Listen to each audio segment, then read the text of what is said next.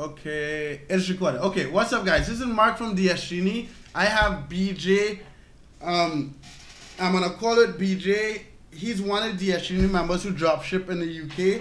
Now, I have never, BJ and I talked for a few minutes, like 5 minutes ago. But I deliberately didn't ask any questions because I say this all the time. Like, I want this stuff to be natural. So, BJ, tell me, who are you, where are you from, how old are you, how long you been dropshipping, like all that stuff. Okay, so I'm 37 years old, nearly 38. I'm from England, and dropshipping completely new to me. Like, I've never done it before DsGenie, and I was looking for something to work and travel with. I've now moved to Thailand. Oh, sweet. So that's, you should come visit us in Nicaragua at some point, by the way. Yeah, you know, I looked at it, and the cost-wise, it seems kind of similar to like Chiang Mai, where I am right now. So, yeah. So I think I started in February was the first like trial period I signed up for. Okay. And I think I was very half lazy, half discouraged because it was a tough start at the beginning. Right. And then I got like the one first item that gave me the break, and then it sort of snowballed a bit from there. So yeah. Okay, so you've been at DsGenie February, March, 3 months? Yeah, I'd say 3-4 months, something like that now. Yeah. Okay. All right. So you sent me this screenshot. I just pulled it up. 9,800 pounds in sales. What type of? First of all, how many listings you have? Do you know? I think 90 at the moment. Okay. I prune regularly though. I don't list a whole bunch and then leave it for a while. I prune almost every day, so it only builds very slowly. Right, and why? Is it that your account is small, or you just? I mean, I do that, right? Like, I try to keep limited listings, but why do you do that? More of a habit than anything. Actually, my eBay account is from 2004, I think, so there's no limits on it. You're one of the lucky ones because they don't give unlimited accounts anymore. Yeah, so that's been very fortunate. The same with PayPal. I've had PayPal pretty much since the internet started, since it was around. And so I don't want to mess those things up, but that's nothing to do with why I don't have a huge amount of listings. It's more that I go through flurries of listing like 10 a day for a few days, and then I might be traveling a bit and not list any for a few days, and so it's not always consistent. It's not always consistent, but I do try and trim off the crap listings that don't have any interest. And what type of margin you think is on? Like, I try to make at least 10%, right? What type of percent do you think you make on that $10,000? Okay, so my average, looking back at the total amount of sales and profit so far, seems to be about 7 or 8%. Now, there's a little bit extra to go on top of that on cashback. Mm-hmm. It's not a huge amount, but it is a bit extra. And now my profit margins are starting to increase because I'm getting merchant rates on PayPal. So. Okay. Does that happen in the States as well? Is that the same thing? Yeah, PayPal has two different. They lower the rate at some point. I mean, I've been doing it for a while, so I couldn't even tell you how to get that now. but yeah. It's very useful. I ran the numbers yesterday when I was thinking about what we're going to talk about on the call, and the top tier they list before they go into custom rates is 15,000 a month. And if you do 15,000 a month pounds in the UK, they drop your rate from 3.4% down to 1.9%. That alone on 15,000 per that alone would save you over £200 per month in profit. Wow. Just that check, even if you didn't increase the amount of profit on your items, still getting another £200, which pays for the DsGenie and everything else, Yeah, and then, so between that and cashback, you should be able to get to 10%, no? Yeah, the odd lucky item I'm on like 20 or 30%, the golden items, but I tell you what the problem I notice in the UK, that not a problem, but a challenge I'm trying to overcome, is that probably 90% of the items I sell are through Amazon. and they're all very high competition and very low profit margins, like 5%. The ones that are not on Amazon are the complete opposite. And I can find items that are 20% profit, and there's only one other guy doing it on eBay, you know, like missing that. So, I think that is something we see. So in the US, because we have Walmart as an option, like eBay, Amazon is like that. Like the items you dropship from Amazon in the US have the smallest fucking profit margin. Like, 5%. I see people drop shipping just for cashback because their profit margin like 3%. I'm like, why? Right? So I didn't even know, and that's why I wanted to have this call about the UK, because I can't even bring up, like, I just don't have experience drop shipping in UK. And as I mentioned to you before, maybe I can help find items, or I don't care. Like, I think if we could do one call a week and just kind of like go over like some of the challenges and some of the ways you overcame them and so on, to help the guys watching this who want to drop ship in the UK. But and how many items you list like weekly? I would say you try to do 10 a day, but yeah, I mean that's when I do it, because I know there's some days when I just never get around to it because I've got other stuff going on. So I would say a week is maybe 30 to 40. So it works out at like that 5 a day that you recommend. Right. Okay. And the other thing is, how is it, like, I only have videos on eBay.com, right? How is the trading on eBay.com like applicable to, because we didn't talk about this. Like, I find it interesting. Like, there are a couple of you guys who drop ship in the UK who make money, right? And because we don't have a lot of subscribers, we might have 20 people drop shipping in the UK. But how did the US trading help with the UK?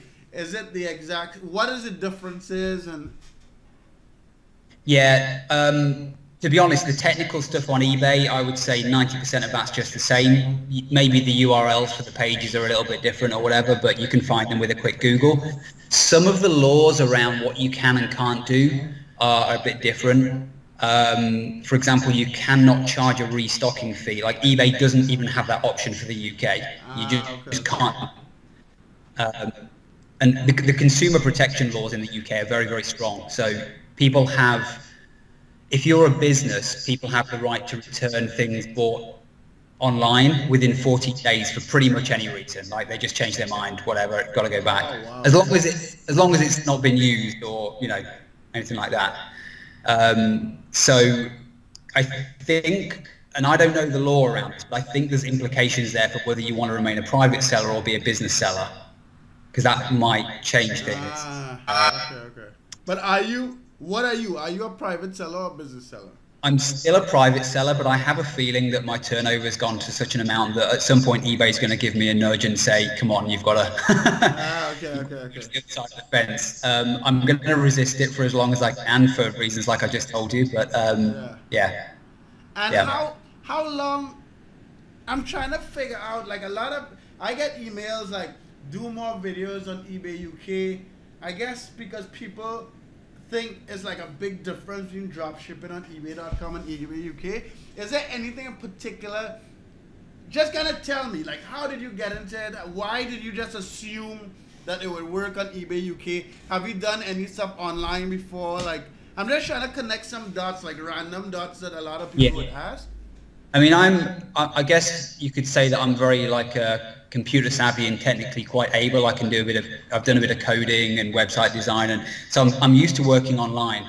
Right. But the struggle that I had at the beginning, and I think what a lot of people I see in the Skype group in the UK is they struggle to get those first few items, and that can be quite daunting when they're starting out.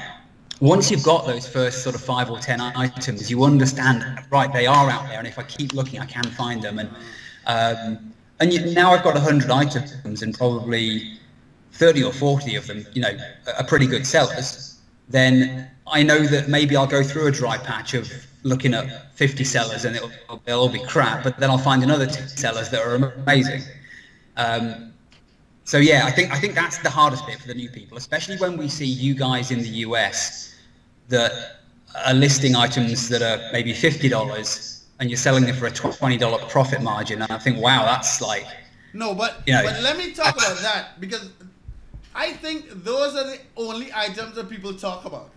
because right. Like, I have close to 600 items now, and I might have 2 items like that. You know what I mean?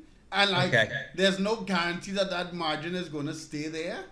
Like, so it's not. I don't think people just like to talk about these anomalies. Like, look at me, I made $20 on a $50 item, but I think that is not fair.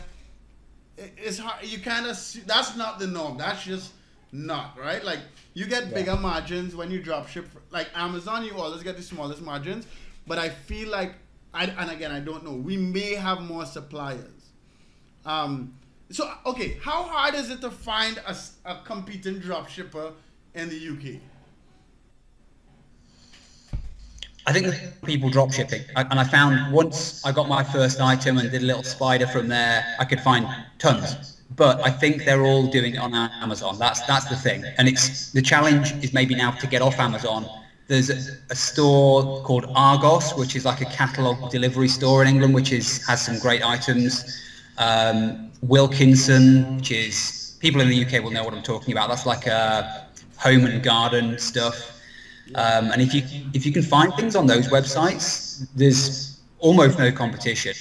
Well, what I suggest, and this is what I do for like Academy, those 2 stores that you suggested, look for top selling items on those, and then go on eBay and find them. Like, work backwards. And if you could find drop shippers selling those top selling items, chances are they sell other items from those stores, right?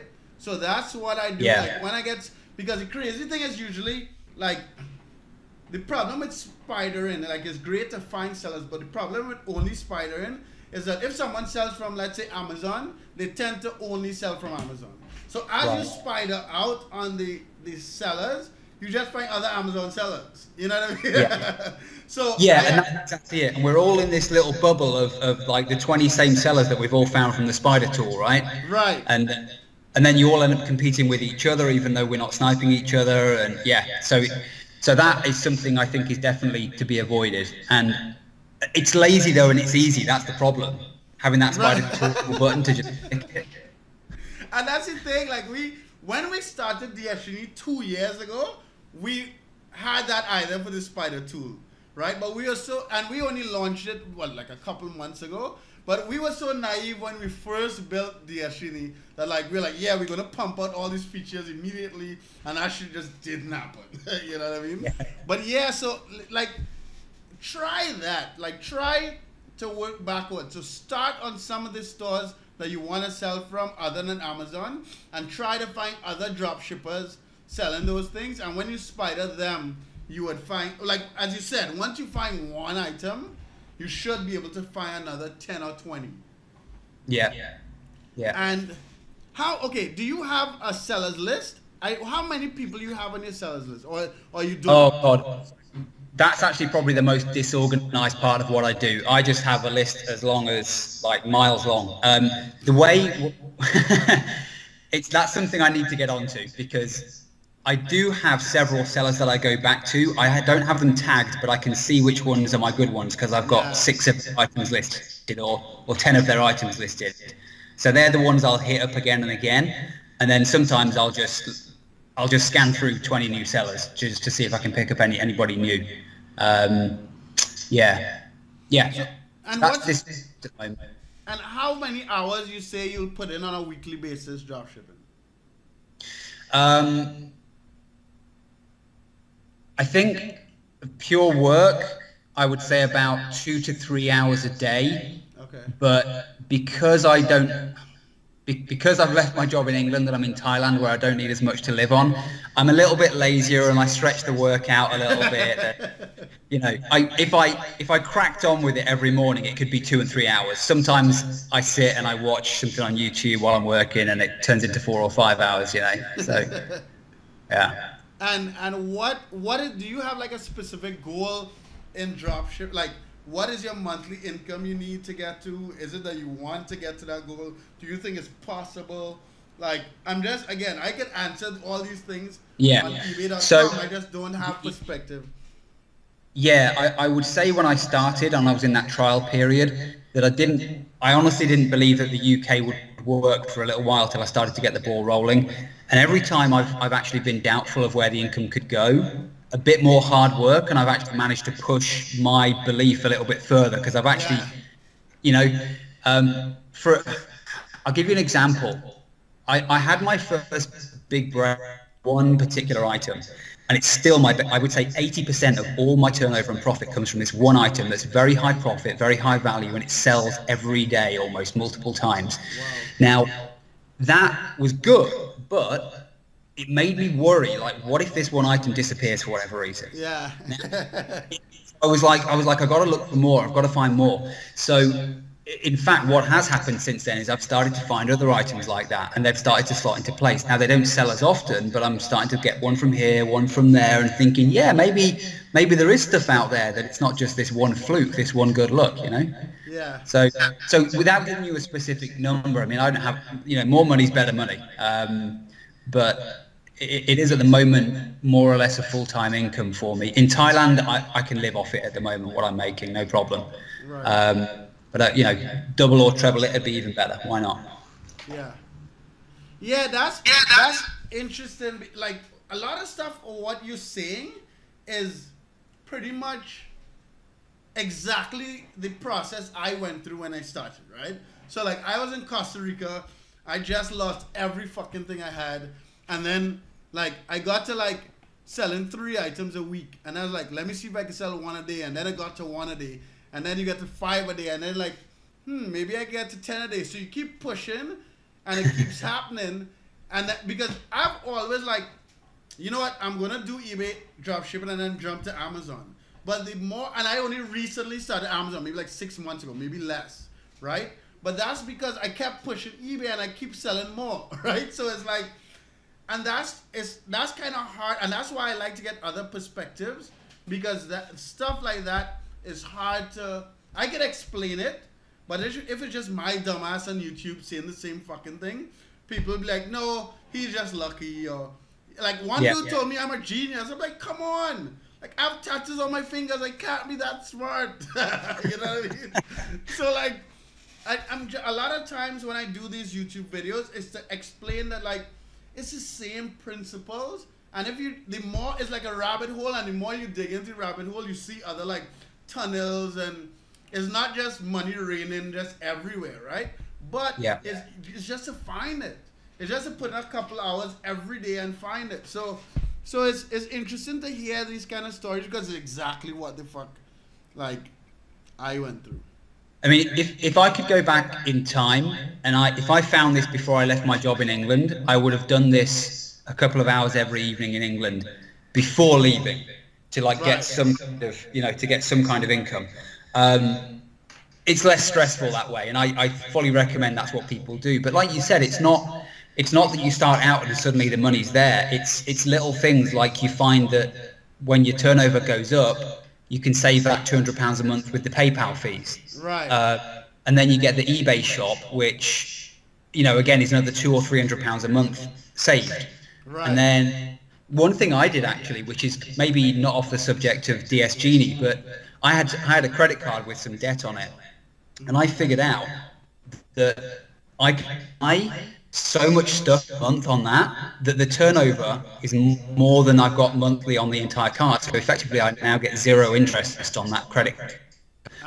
Because let's say that you've got let's say that you've got a £5,000 credit card debt, and it's charging you £100 a month in interest. If you can buy £5,000 stuff on that card and paid off every month, they don't charge you that £100 interest, which is now another £100 in your pocket. And between those last 3 things I've mentioned, that's something like £600. Yeah, wow. I didn't even think about it. Wow, yeah. That's up, isn't it? And that's on top of everything you were already making from the goods you were selling. Yeah. That's interesting. I never even thought about that. And that's the other thing. Like, I'm so much in my bubble that, like, I don't, like, people really don't get it. Like, I don't even do cashback, because I had a bad experience with cashback. Right? Like, I was excited to get a $7,000 check, from eBay, and I never got it. So I just like, fuck you, cashback, and I never look back. You know what I mean? But but yeah, that's okay. And what? I mean, with me, I've not had my first cashback check yet, but it's building nicely. You know, there's a few £100 there, and I'm testing the water because I wonder if they'll just say no when it comes to it, because they do have terms and conditions about you not being a volume seller. Most of these places. Yeah. Well, what we're doing, like I think I mentioned this in another video. I'm actually almost finished building cashback Genie, so we'll have our own cashback site where we, like, my buddy Matt, who does Amazon drop shipping, he sold like 2.5 million last year on something insane, but he is negotiating the terms for the cashback site so that we have more control over people actually getting the money, because that shit, like, when I'm expecting money I don't get it, especially when I needed it. That shit used to drive me. Now I'm fine, right? But like, that shit drives me nuts. And just one personal note, one personal question: why did you go to Thailand? Okay, so a few reasons. One, I obviously just wanted to get out and travel and explore, and you know, I'm not a conventional guy. I've never been able to tie down one career, and it's warmer. I mean, if you live in England, you appreciate warm weather, right? Plus, I only eat plants. I'm one of those weird vegan people, and the fruit here is just superb. Tropical fruit, it's very cheap, very easily available. I can just go to the market every morning and get fresh watermelon, papaya, all this stuff that is not available in England unless you want to pay a fortune for it, and it's just costs. You know, it's very cheap here. So that's it, really. That's funny that I had a blog about Nicaragua, and one of the things I appreciated about Nicaragua is fresh squeezed juice, because like in the States that's just expensive, right? Like getting like I have a housekeeper now, and it's just like $200 a month for a housekeeper, and she makes me fresh squeezed juice every morning. You know what I mean? Yeah. And like, it's so cheap. It's just like those little things I can't really give up. Like I have a house. I mean, it's nice, man. Like, this is there's a lot of jobs. There's a lot of jobs you can do online. But what I particularly wanted to narrow my focus down into was something that I didn't have to put my focus in at a certain time of day every single day, like a job, or like turning up, getting on it, calling people. So, for example, my girlfriend had to run across the border and get a new visa the other day, and we went to Vientiane for 3 days. Now, if I had to be on a call, like a customer rep at 12 at a certain time, we couldn't be on a bus or a plane or whatever. Now with this, I can turn it off in 24 hours and come back, as long as I'm on it when I come back on and get everything sorted out. You know, but it doesn't have to be a certain time each day. It's very flexible, which is, you know, what I like. And I like, even those little things, I just never, I've been making money online for so long. I haven't had a job since 2006 maybe. So like, I don't even like, I can't even bring that up in a call and honestly give that advantage, because I'm so used to it to just like whatever, right? Yeah. All right, sweet. Well, yeah, I just wanted to do this quick call. Basically, I want to do one call a week with you and kind of like track your progress, and we can share some like challenges and stuff. And yeah, I mean, anyone watching this video, if you look in the description, you'll see a free mastermind group, a free training. The training is for eBay.com, but as you see in this video, is applicable. It's just a lot of the different, just the different links and maybe some different suppliers and so on.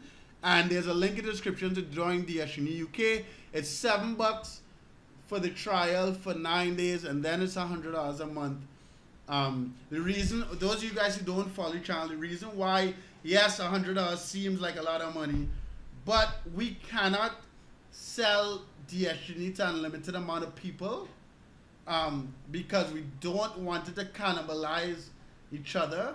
So we limit, the limit for UK right now is 100 people, but but it's something that we can lower, because we had a limit for .com for 300 people, and as it got to like 120, I was like, let me pull it down to 150, because in DsGenie I could see how many drop shippers there are, how many people are sniping the same drop shippers.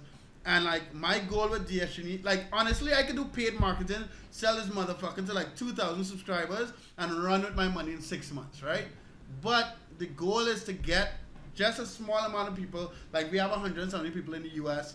Maybe we're trying to get a 50, 100 people in the UK, just to get a small amount of us making money, and just do that for a long time, as opposed to like a kind of pump and dump where you just market the shit out of some shit. Yeah. And it's just, so yeah, and that's one reason I don't really sell training, because with training, if people think about it, with DsGenie, you guys' success is a big part of my responsibility, because it's something that like, you're not gonna pay for it unless you fucking making money, right? Like the thing with training is when you sell training and people fail, you can be like, oh, something is wrong with you, like you didn't apply it properly or some bullshit. And I never really liked that model, just from my experience. So yeah, anyway, let me stop talking. Thanks for your time, BJ. Hopefully we'll get another call next week. I really appreciate it. Those of you guys watching this in the UK, I'm not going to link BJ's Facebook, but if you join DsGenie, or if you join the free mastermind, the free Honest Dropshippers group, we'll be in there. All right? Thanks for your time, BJ. Have a good one. Have fun in Thailand, and try to make it to Nicaragua. Thanks, man. All right, later.